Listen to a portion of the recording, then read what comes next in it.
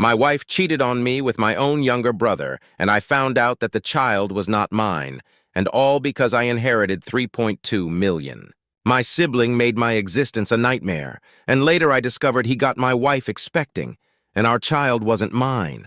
Now he's attempting to re-enter my life after our parents renounced him and left me their 3.2 million legacy. I have a younger brother named Kyle who has loathed me for as long as I can recall. If you're thinking it was due to envy, you would be mistaken. I was not the preferred child VJ he was. Let me provide you some background. My mom always indulged my younger sibling. He was the golden boy in our family. Mom would prepare his meals, do his laundry, and even ask me to assist him with his schoolwork. I was expected to help just because he was family, but this favor was never returned to me. I came to accept it as I was quite self-sufficient, perhaps partly my fault for accommodating his demands without expecting anything in return. He never assisted me when I needed it and only reached out when he required something from me. I was a quiet, introverted child who enjoyed studying and keeping to myself, while he was exactly like our dad VDJJ, boisterous and loud. I also tend to be direct and honest, not sugarcoating things. I believe my mother might have developed a negative view of me due to my honesty. Consequently, Kyle was everyone VJTM's favorite in our family. I didn't VDJT mind this while we were growing up. The trouble began when he found ways to torment me or ridicule me for being different from him. He would tease me about my height or the fact that I wore glasses. He would sneak into my room and try to read my diary, then report anything I had written to my mom. I would yell at him and complain to my parents about him violating my privacy, but they would laugh it off, telling me it wasn't a big deal. He did more terrible things, like nearly breaking my glasses and putting disgusting things in my food. Once he even put small stones in my cereal, but fortunately, I found them before they could damage my teeth. I told my mom, but she dismissed it, saying that VDJTM is how brothers bond. Every time we argued, Kyle would insult me, focusing on all my insecurities. We attended the same school, so he knew I was being bullied by a couple of kids. Instead of supporting me, he would join them in calling me names like loser or nerd, and encourage the bullies to physically harm me because, according to him, I was just a big failure. One time we had an argument about something trivial, and at the end of the fight, he told me to end my life.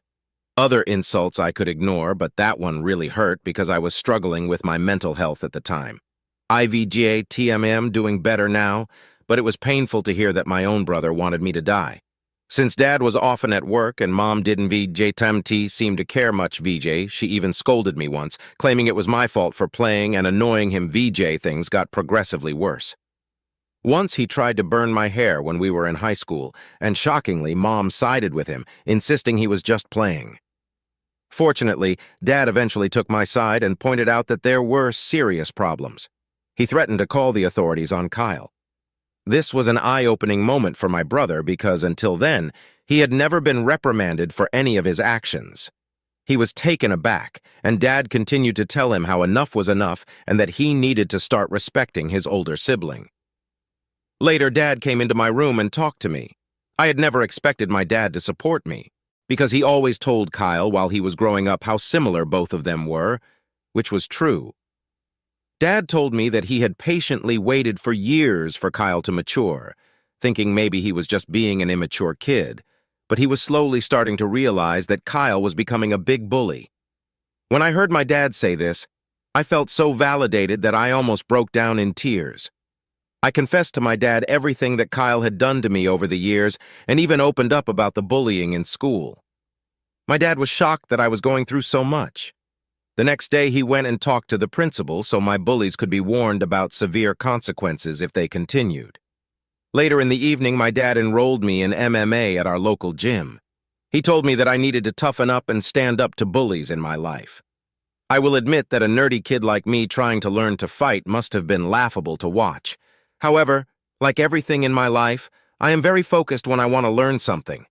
I carved out time for my studies so I could work out every day and go to MMA classes. Not to boast, but it completely changed my life and my physique. One day, Kyle was at it again. He had stolen my pocket money, which we used to get if we helped our parents with chores. I had been saving my money for quite some time.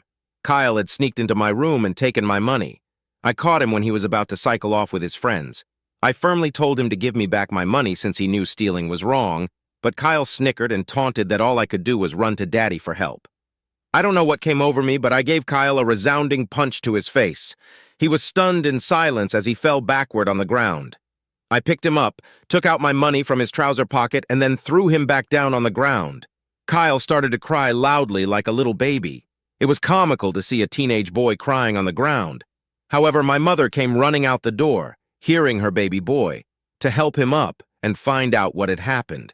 When she learned that I had fought with him, she was surprised and then started to reprimand me. She told me that as an older brother, I should teach better things to Kyle, while Kyle seemed to be enjoying seeing me being chastised. My mother also complained to my dad about how I had thrashed Kyle and how I needed to be controlled. My dad grimly asked both of us to explain ourselves. I told him how Kyle had stolen the money that I had worked hard for and saved up, while Kyle attempted to justify how he needed the money for a date and that as my brother, I should help him. However, Dad told Kyle that he was lucky that I just punched him for stealing my money because anyone else would have called the police on him. My dad continued to tell Kyle how he had no right to take others' things without their consent. Kyle didn't like that and started to throw a tantrum, probably wanting our mother to side with him, but Dad remained firm. When Kyle realized that I was not going to be punished for punching him, he screamed how much he hated me and then ran back into his room and locked himself in. Since that incident, Kyle maintained his distance from me. He had finally realized that he could not bully me anymore, and even Dad was not supporting his antics. For the first time in a long time, I felt we were equals. Even though he could not physically hurt me, he would try to verbally say nasty things to me when he knew our parents would not be around. It definitely got worse as he got older. It felt like each year he became angrier and had a shorter fuse. If I approached him to ask something, he would simply ignore me to my face and walk away out of the room, calling me a nerd or a loser under his breath if he wanted to say something to me. He would only go through our mother, who would relay the message. I would question my mother as to why Kyle could not just talk to me if he wanted something, and she would implore me to be more understanding. I had no clue if this was just him going through adolescence, and I had to wait it out, or if he actually truly hated me. I used to be able to deal with the things he would say over the years, but it got to a point where I just wanted to move out of home to get away from him. I would go to my mother countless times asking if she could mediate a sit-down conversation for all of us to talk it out, but she always refused, saying she didn't want to get involved. I even asked for her opinion on why he treated me that way, but she would just brush off the question. Eventually, I went away to my dream university since I was a top student and was even qualified for a scholarship.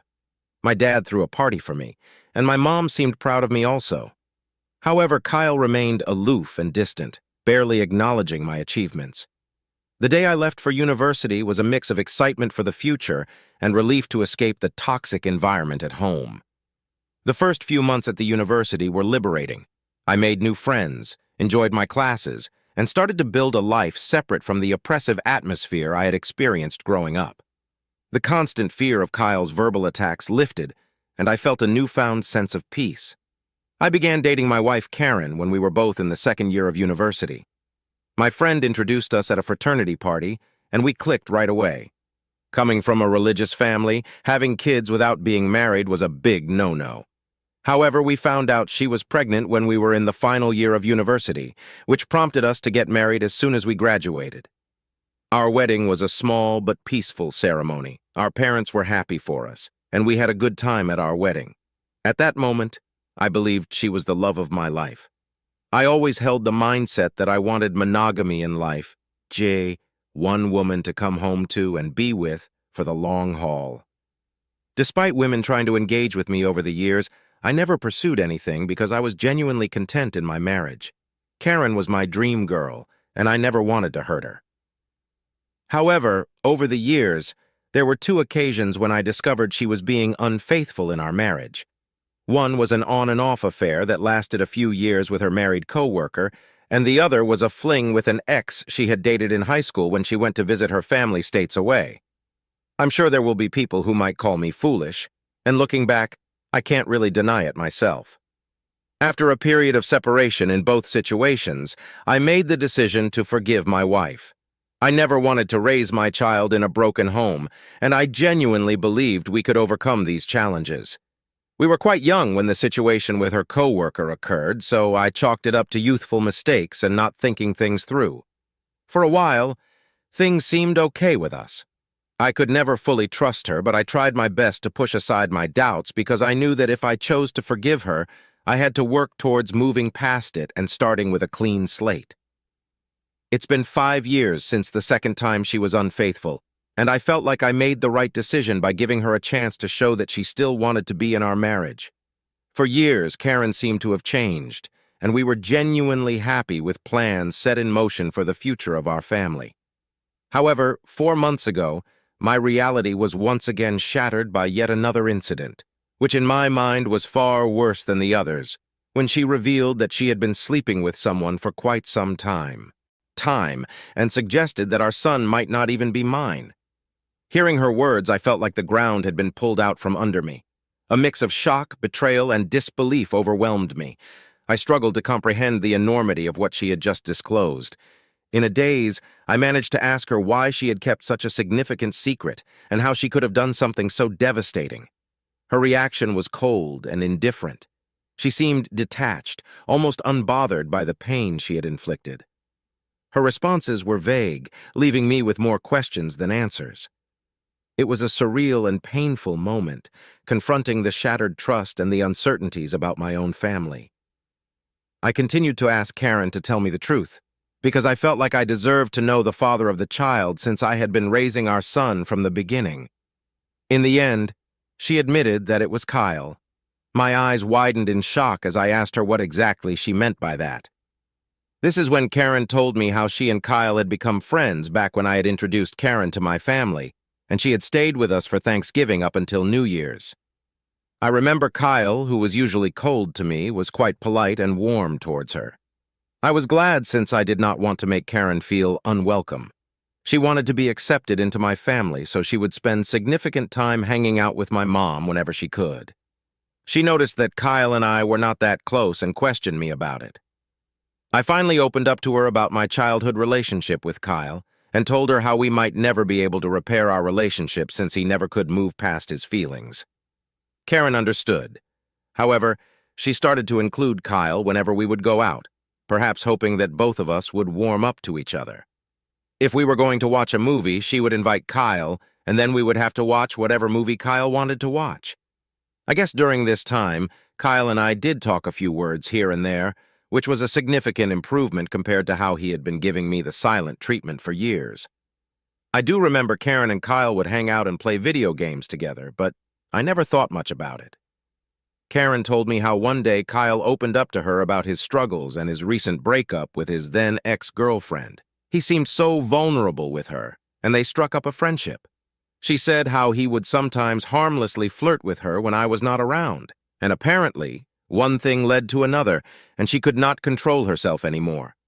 I closed my eyes as the vision of my wife and brother sleeping together almost made me puke. She told me how guilty she felt after that and ran away from him. After that, she decided to go back home, which was true because my girlfriend had abruptly told me how she wanted to go back home when I thought she would be spending New Year's with me.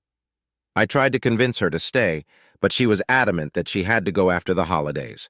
When we met in college, once our classes resumed, she was back to her usual cheerful self, so I never questioned anything. 2 weeks after that, we found out that she was pregnant. Now Karen told me that she had no idea whether it was really my child or Kyle's, and she had no way to find proof, because I was already stepping up. She knew out of the two I was the more dependable brother, so she decided to stay with me. And this is why we got married. I felt like my whole world was crashing down around me. The son I had loved and spent countless hours with may not even be mine. I questioned her if she had been sleeping with Kyle in the present times, and she nodded slowly. Karen told me how she and Kyle had always stayed in touch because their chemistry was undeniable. They would sneak off to hotels when she would lie to me that she was working overtime. She told me how half of her business trips were just romantic getaways with him. I asked Karen why she would even be married to me if she really wanted my brother, but Karen told me how she did not want to be the one to break off a marriage, and seeing how I was such a wonderful father to our son, she had stayed with me all this while. In her words, she had made a mistake, and she didn't know when to stop. I simply told Karen that I was glad that she told me the truth and that I was going to pack up and move out. Karen started to cry and ask for my forgiveness, telling me how I was supposed to scream and yell at her, but here I was calmly thinking of my next move. I remained quiet while I walked to my cupboard and started packing some of my clothes into my suitcase. Karen kept saying how if I really loved her, then I should try to at least fight for her, and that mistakes happen in every marriage. When she realized that I was not going to do anything, she changed her tactic and told me how my son would be affected if we got a divorce, and how children should not be brought up in a broken home. I reminded her how I may not even be the father, which then reduced her to tears, and she started to yell at me about being cruel, and how I could easily walk away when I had been there for the child since his birth. It seemed like my wife believed there was nothing that could make me want out of our marriage. I guess it was partly my fault for letting a lot slide in the past. While I did have some love for her, it felt more like it stemmed from the fact that I thought we had a son together and had been together since college. Karen continued to claim that it was not too late and that we could work things out, but I struggled to believe it and felt like I had no more patience to deal with her. Trust was a major issue for me, and her words felt empty. Even if I forgave her, I could never forget that she had slept with my own brother. I've always believed that people could make mistakes and be forgiven because we're all flawed, but this went beyond a certain limit.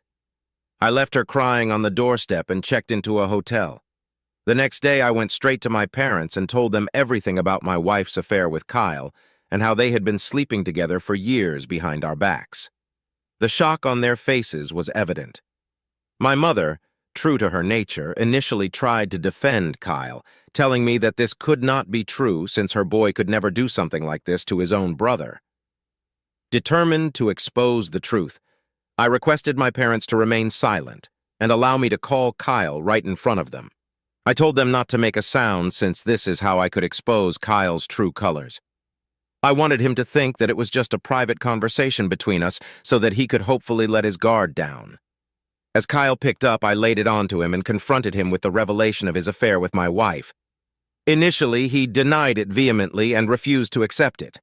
Then, when I told him that Karen had admitted to everything, he started to blame Karen, labeling her as characterless. He told me that it was not his fault if women were attracted to him and that he was the better-looking brother. I told him firmly that I was going to expose him in front of everyone. When Kyle mocked that no one would believe me and that he was the golden child anyway, I scoffed at his arrogance and thanked him for confirming the truth, since our parents had heard everything. Kyle went quiet and then spluttered to explain himself, stumbling over his words in an attempt to salvage his image. My mother, still grappling with shock, demanded an explanation from Kyle. He stuttered through a feeble attempt to justify his actions, blaming everyone else but himself, and desperately trying to shift the blame onto Karen. I could see my mother, who was once protective of her favored son, now felt a mix of disappointment and anger. In that charged moment, I felt a strange sense of vindication. For years, I had endured Kyle's torment. Now the truth had come to light, and the roles were reversed. It was Kyle who stood exposed, his actions laid bare for everyone to see. As Kyle's words faltered, my father, usually reserved in his expressions, couldn't contain his disappointment. He asked me to pass him the phone and went off on him. "Kyle," he began, his tone heavy with disapproval, "what you've done is not just a betrayal of your brother, but a betrayal of this family. You slept with your brother's wife and continued even after they got married.